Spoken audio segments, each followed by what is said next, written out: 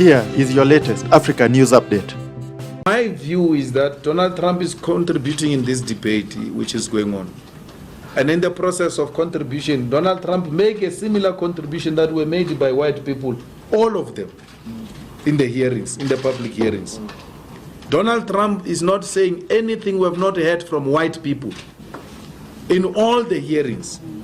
I even commented and said, I'm still to meet a white person who support expropriation of land without compensation. So why are you shocked? I see leaders of the EFF and everybody responding to Donald Trump.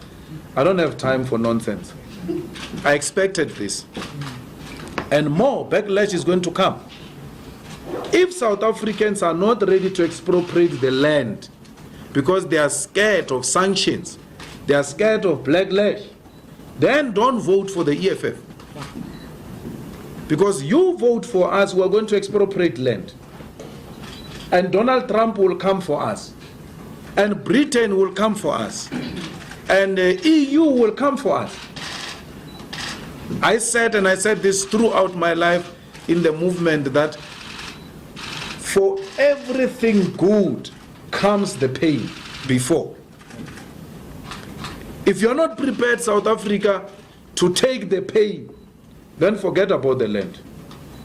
Donald Trump has not said anything extreme. Things are still going to come.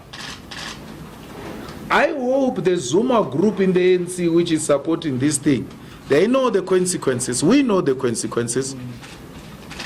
We know that the first response will be killing. They will kill us for that. So we know that death is the first price we are prepared to pay.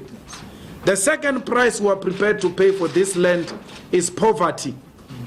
They will close taps. But if there is a conviction,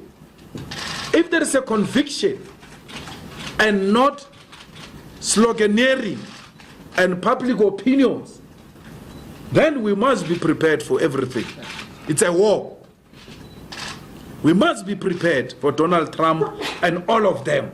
We're not scared of them. We remain unshaken. Actually, we are more determined after the Donald Trump tweet to expropriate our land without compensation.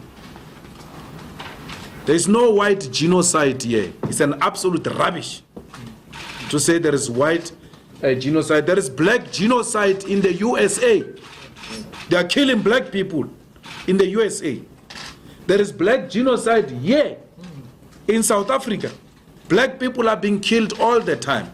A farmer has been sentenced to life now recently for having killed a farm worker.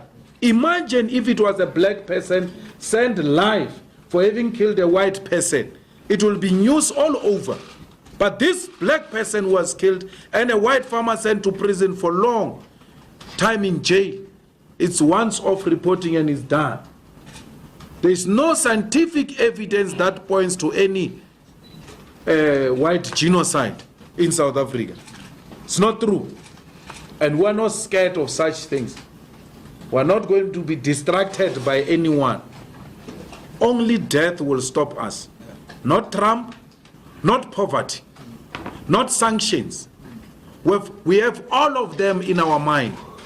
We know the consequences of what we're asking for. We know it. And it's not like we're going into this thing without knowing the consequences. So AfriForum is the embassy of the USA. If you want issues to reach USA, go to AfriForum. Then you shall get a proper response. But otherwise, AfriForum is nothing to us. We're not scared of AfriForum. We're continuing business as usual.